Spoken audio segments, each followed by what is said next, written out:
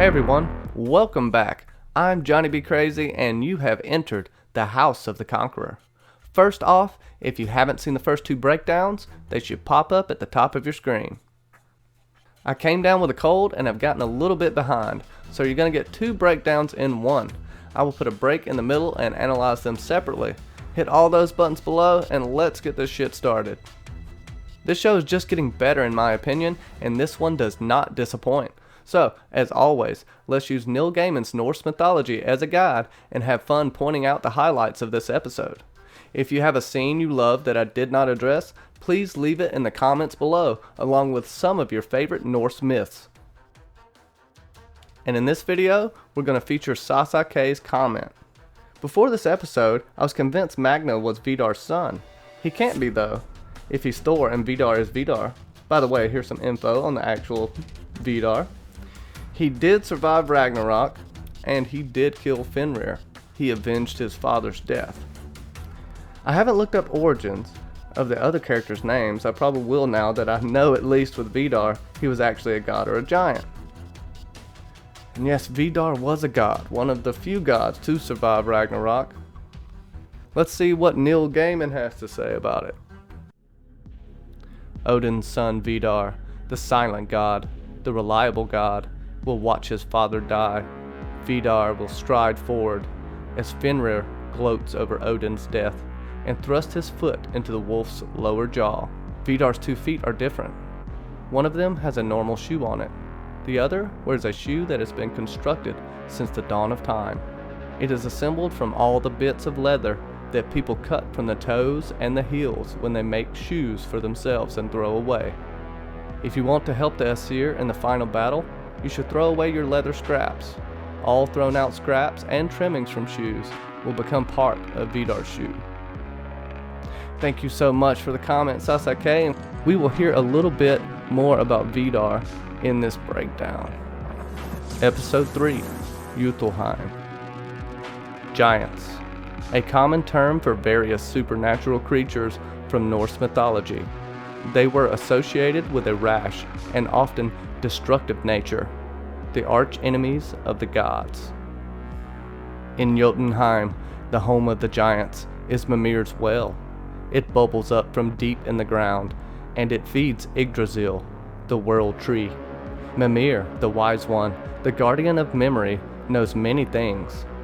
His well is wisdom, and when the world was young, he would drink every morning from the well, by dipping the horn known as the Gjallarhorn into the water and draining it.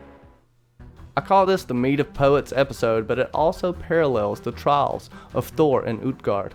We get to delve even more into the giants in this episode and the Jutuls' home, Jutulheim.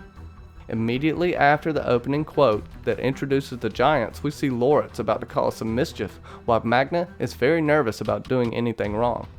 It makes me wonder how much control Lorebridge has over his brother, mentally at least. They believe the local bum may have ransacked their home, and Lorebridge gets a little physical. And once Magna is asked to help, he gets really rough. The hobo confesses to stealing some stuff, but the door was already open and he wasn't the first to invade their home. There was a big car with a huge dog in it, man. Now it's time for Thor, the law and order candidate, to unravel the mystery. Magna is even seeking counsel and is trying to come to terms with his newfound abilities. He tells the school counselor that Isolde's death is weird because no one is investigating it. He pretty much directly implies the Jutuls, but Ron is right there to find out what Magna is saying. That asshole breaks doctor-patient confidentiality and just spits it right out to Vidar's wife. This is a death sentence for the poor drug addict dude.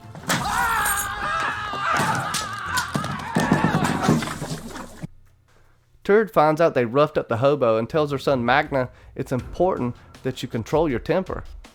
Again, Turd knows far more than she's letting on. Vidar wouldn't do that, she says. One of the most kind people she knows, she says. Oh my god, they definitely had sex, and Lorebridge is for sure Vidar's son. Lorebridge even asks what the deal is between them, before getting interrupted when Eric arrived to bring Magna Isolde's computer. The computer has a file marked Jutul Industries and failed water tests are in there. Vidar is actively trying to stop these results from becoming public, we find out. Ooh, Fjord and Gree. Fjord strikes out with Gree, and she tells him that your daddy beating the shit out of you fucking freaked me the hell out. Then, out of nowhere, Fjord channels his American Psycho. In the morning, if my face is a little puffy, I'll put on an ice pack while doing my stomach crunches. I can do 1,000 now. And tries to woo Gree. He in love, and for the rest of this series, I will compare this couple to Gerd and Frey. I looked to the north. I saw a dwelling there, a splendid house, and I saw a woman walking up to the house. I have never seen a woman like her. Nobody who looks like her. Nobody who moves like her. As she raised her arms to unlock the door to her house, the light glanced off her arms, and it seemed to illuminate the air and to brighten the sea. And because she is in it, the whole world is a brighter and more beautiful place. And then I looked away and saw her no more, and my world became dark and hopeless and empty. Loritz really likes and may be in love with Fjord too. He makes no bones about wanting him in the car. Fjord seems unfazed and discounts Loritz's advances. Here's my bold season 2 prediction of the episode. Loritz and Fjord will become romantically involved, or Loritz just stalks Fjord in a fatal attraction scenario, maybe even tying him to the bed while making him write a book. And it will cause Loki-like chaos when we get the reveal of Vidar being Loritz's father. They hit a bird, and well, I thought rednecks love roadkill, but apparently giants love it more. sassaK ate the damn bird. I mean, I thought we were going to have a cheesy moment where she breathes life back into our little avian friend. But no, she's apparently just on the latest keto diet.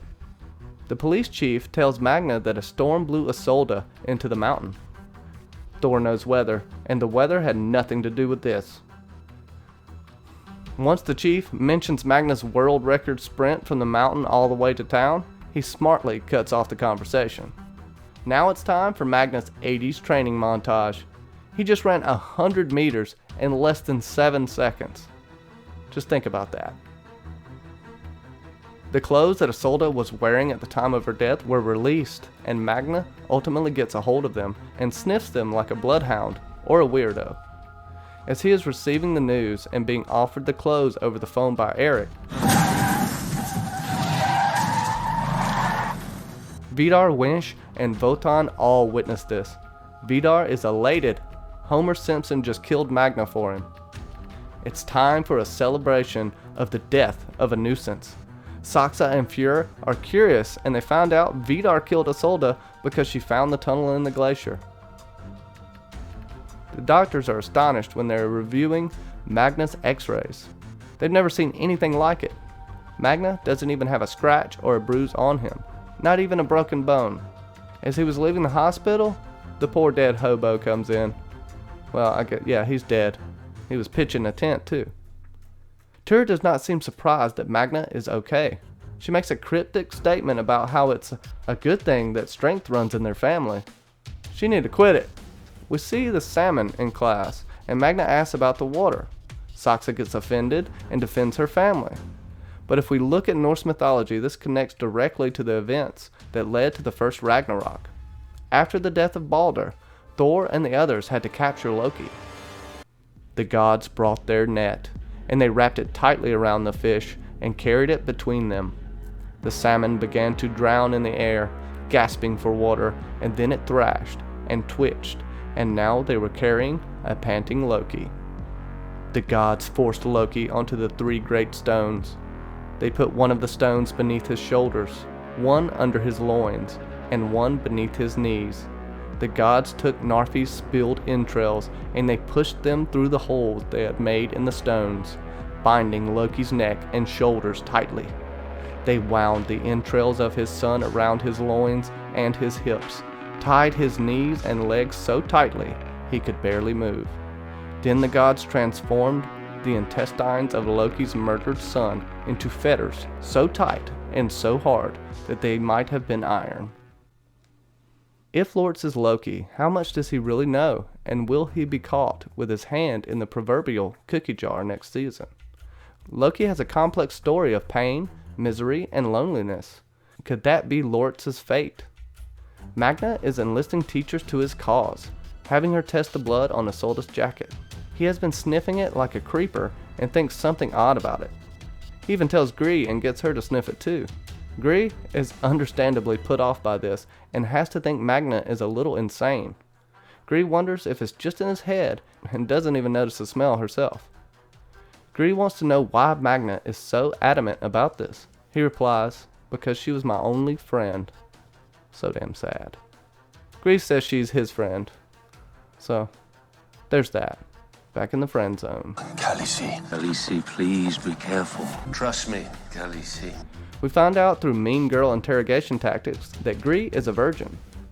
What does this mean for the story, other than it portraying her innocence? Could this be an indication of who she represents in the story? I don't know yet.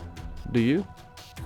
Gree's father is sick and his insurance is denied by Jutul Industries, the place where he worked and got ill in the first place. They deny any and all responsibilities, however. How the hell do you date someone that is responsible, or their family is responsible, for your father getting sick and probably dying? Meanwhile, Vidar is freaked out now and they make a plan to find out who Magna really is. Lorebridge comes to tell Magna that they've been invited to dinner by the Jutuls, and Turi could not be more obvious about her lust for that family. It's time to meet the Jutuls. Welcome to Jutulheim. Jotunheim, where the frost giants and the mountain giants wander and live and have their halls. They have a nice dinner where Magna is questioned and he eats an enormous amount of food in typical Thor fashion. A tray of pastries for the womenfolk was placed in front of Loki and Thor. Loki carefully picked out the smallest pastry. Thor just carefully swept the rest of the pastries up, and they vanished to the sound of munching under the veil. Magna tells Vidar that he survived the snowplow incident because strength runs in their family. Fjord immediately asks Lorebridge what happened to him, why he didn't inherit the family traits. These are more hints to Lorebridge having a different father, and perhaps he's an adopted blood brother to Magna, as Loki is to Odin in Norse mythology. This dinner, however, is about the trials of Thor and Utgard, with a nice nod to the mead of poets. What is the mead of poets? Well, the gods just spit in a pot and made a god. 2 dwarves killed that god and made mead out of him. A giant stole that mead and then Odin heard about it. Here's a few passages from Gaimen's work. Kvasir, made of the joining of the Aesir and the Vanir, was the wisest of the gods. He combined head and heart. The gods jostled each other to be the next to ask him questions, and his answers to them were always wise. He observed keenly, and he interpreted what he saw correctly. In those days there were 2 dark elves who lived in the fortress by the sea. They did magic there, and feats of alchemy. Like all dwarves, they built things, wonderful, remarkable things, in their workshop and their forge. But there were things they had not yet made, and making those things obsessed them. They were brothers, and they were called Fjalar and Galar. And with that he slashed Kvasir's throat, and they hung Kvasir by his feet above the vats until the last drop of his blood was drained. They warmed the blood and the honey in the kettle called Olderir, and did other things to it of their own devising. They put berries into it, and stirred it with a stick. It bubbled, and then it ceased bubbling, and both of them sipped it and laughed, and each of the brothers found the verse and the poetry inside himself that he had never let out. We know that those people who can make magic with their words, who can make poems and sagas and weave tales, have tasted the mead of poetry. When we hear a fine poet, we say that they have Odin's gift. Here is the last thing, and a shameful admission it is. When the All-Father in eagle form had almost reached the vats, with sassaK immediately behind him, Odin blew some of the mead out of his behind, a splattery, wet fart of foul-smelling mead right in sassaK's face, blinding the giant and throwing him off Odin's trail. No one, then or now, wanted to drink the mead that came out of Odin's ass, but whenever you hear bad poets declaiming their bad poetry, filled with foolish similes and ugly rhymes, you will know which of these meads they have tasted. Magnus given the horn of mead by Vidar and proceeds to drain the whole damn cup, drinking far more than anyone else probably ever has.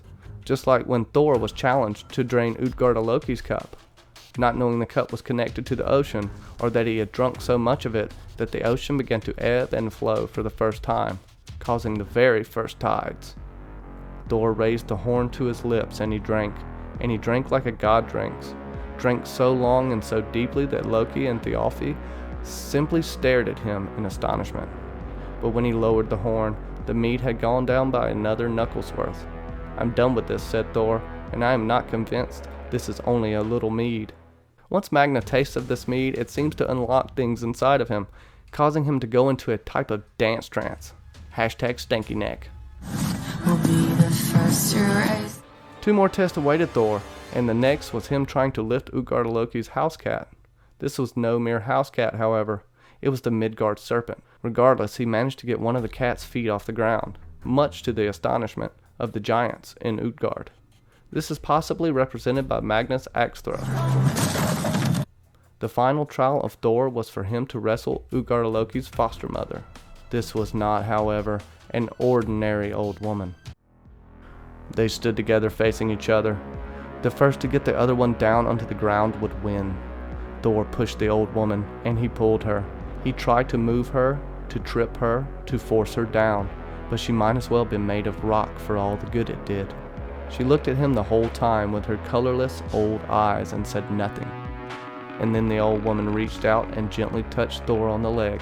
He felt his leg become less firm where she had touched him, and he pushed back against her, but she threw her arms around him and bore him toward the ground. This was old age. Just how Magna couldn't beat Ron in arm wrestling, Thor could not win the grappling match with old age, but the giants were in awe nonetheless. Magna tries to go over the top. Grab the shoulder. You got no power, Hawks. You got no power. Armor down. Back off, or I'm gonna give you a world of hurt, little man. But he is not strong enough to overcome the mighty Ron. Who could Ron be? I think she is old age, or at least represents that in this episode. What do you think?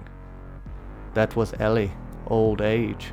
No one can beat old age because in the end, she takes each of us, makes us weaker and weaker until she closes our eyes for good. All of us except you, Thor. You wrestled old age, and we marveled that you stayed standing, that even when she took power over you, you fell down only to one knee. We have never seen anything like last night, Thor. Never. As Magna is splashing water in his face, he looks up and sees his true self. This episode leaves us and the giants knowing exactly where they stand with Magna, and the game is heating up to a fever pitch. And now that we have seen your power, we know how foolish we were to let you reach Utgard. I plan to defend my fortress in the future, and the way that I plan to defend it best is to ensure that none of you ever find Utgard or see it again, and to be quite certain that whatever happens in the days to come, none of you will ever return. Vidar will stop at nothing to defeat Magna, and we see him ramp up his attempts to kill the young man in the next episode. Be sure to leave me any thoughts or questions about this episode below. If you haven't seen episode 4, Ginnungagap, stop the video now and do so, because it's time for some doggone man action in the next episode.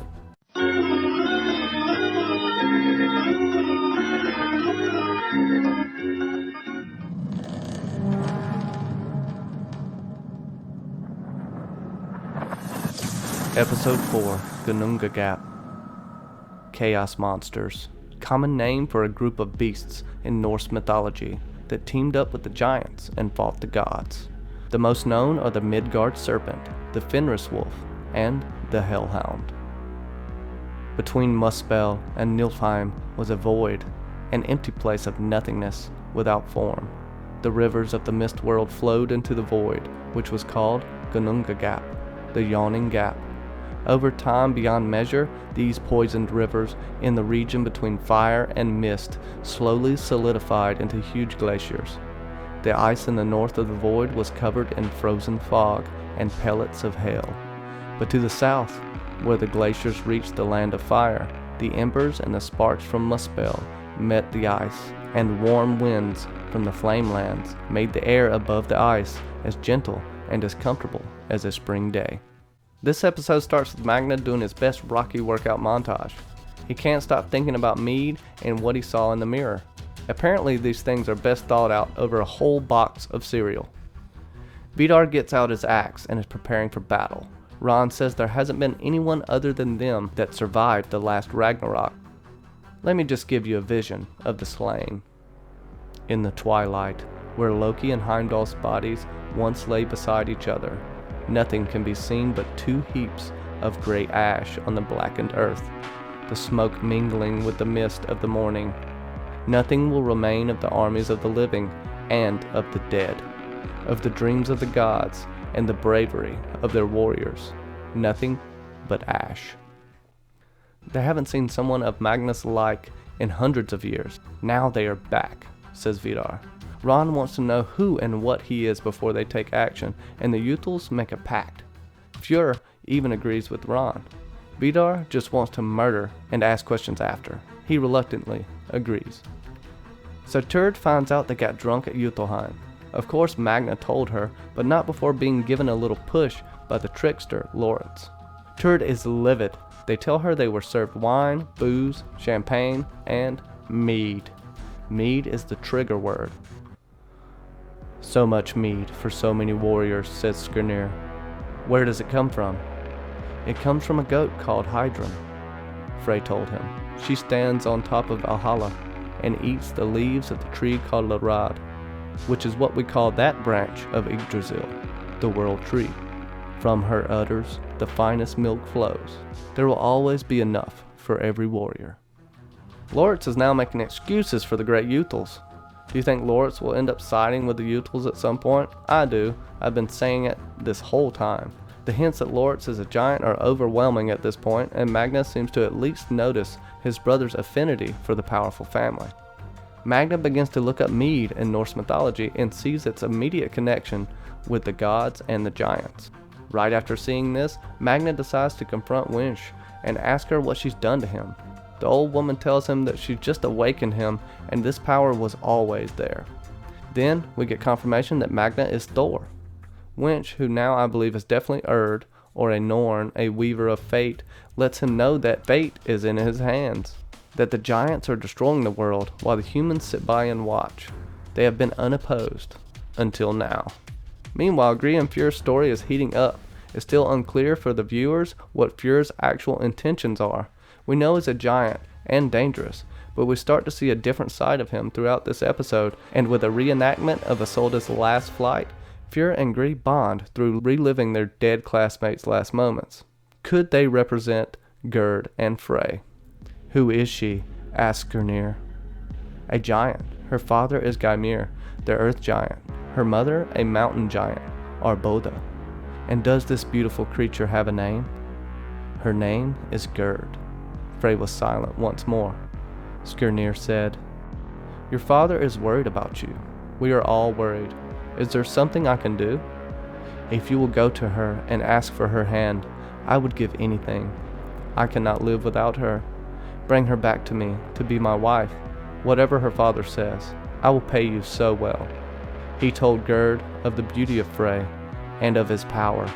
He told her of the wisdom of Frey, and at the last he told her of the love Frey bore for her, how he had been heart-struck by a vision of her, and how he would no longer eat or sleep, drink or speak, until she agreed to be his bride. Turd's trying some pickup lines on Eric while love is in the air, and she orders all the burgers, bacon, and sodas from the diner for her growing boy, and a whole fucking chicken too. Lorebridge just gets table scraps and kibble. I feel like Tord favors Magna and Lorebridge has to feel the same way. This will cause a big rift at some point in the story, I'm sure. Tord confronts Ron like a good mother. Ron gets a little catty, and Tord warns her not to underestimate Magna. Oh, she knows exactly who he is. The blood test results are in. The jacket had 2 different types of blood, just like Magna believed. He immediately informs Eric, and this does not go well. Isolde's father is understandably standoffish at this news and discounts Magna's story. It's time for a field trip to Ginnungagap. Right before the trip, Lorebridge has some quality time with the Jutuls family hellhound, and Ron takes a milk bath. Where the ice and fire met, the ice melted, and in the melting waters life appeared, the likeness of a person bigger than worlds, huger than any giant there will be or has ever been. This was neither male, nor was it female, but it was both at the same time. This creature was the ancestor of all the giants, and it called itself Ymir. This is truly a beautiful location, and Magna spots a red-tailed hawk with something in its eye. Odin? Could Wotan be Odin in eagle form? In the blink of an eye, he became a huge eagle. Odin screeched as he flapped his wings, and the mountain doors opened, and he rose into the skies. Magna also spots the reindeer Vidar sacrificed the day of Isolde's death, and notices the blood smells the same as the animal blood from her jacket. Master sleuth, this guy. Shit is about to get intense and primal. It starts with Lortz and Saxa goading Magna into professing his love for Gree. Gree shoots him down hard, and to top it off, she's in love with Fjör, and he in love with her. Magna goes to get the hell out of there and is stopped by his nemesis, Vidar. Let's chop up this body together, young man, and get to know each other better. I bet Vidar already ate the heart, greedy bastard. Vidar asks if Magna remembers the horns that called for war, known as the Gjallarhorn, which we have mentioned a couple of times in this series. Oh, Thor remembers. And the grudge match is on. Magna is understandably freaked out when he finds out where Gree is. He is having flashbacks to Isolde. At the glacier, Eric finds Isolde's phone and water sample. Stick a pin in that for the next episodes. Vidar confirms the threat and sends the Hellhound Trim after Magna. This is a badass scene as Magna is being stalked on his way down the mountain. The Hellhound Garm will growl. He is smaller than Fenrir, but he is still the mightiest and most dangerous of all dogs. He has also escaped his shackles beneath the earth and has returned to rip the throats of the warriors on the earth. The Hellhound comes up from behind him and leaps for the throat of our hero, clamping down on his arm with furious rage. Magna grabs the upper and lower jaw of this fearsome beast. Using all of his godlike strength, Thor rips Trim's jaws apart in a fit of desperate fury, leaving the beast lifeless on a rock for Vidar to find. Then with one hand, Vidar will reach up and grasp the wolf's upper jaw and rip its mouth apart. In this way, Fenrir will die, and so Vidar will avenge his father. Could this mean that Magna avenged his father unknowingly by killing Trim? Tell me what you think. After going through all that, he ends up with heartbreak, using his best peeping Tom skills to find Gree and Fjör in bed together. He goes home to his mother, covered in blood, like a good sad clown. Later, Gree wakes up and enters an unlocked room to find the Jutuls family albums. Gree seems suspicious, and she has hard proof that the Jutuls may be immortal. Fjör finds her and warns her that she should never be in this room. What will come of this revelation? Will Fjör have to answer to Daddy Vidar? And that's where we leave off for now. What did you think of this episode? Don't forget to leave your favorite Norse myths below and any other questions you may have, so I can address them in the next video. If you have any questions about the final 2 episodes of this wonderful series, let me know. I hope you enjoyed your stay here at my house. I want to thank you all for watching, and a very special thank you to all my patrons. If you want access to more content and to support my crazy, check out my Patreon. Subscribe and make sure to hit the notifications bell to see more like this. I will see you on the next visit to the House of the Conqueror.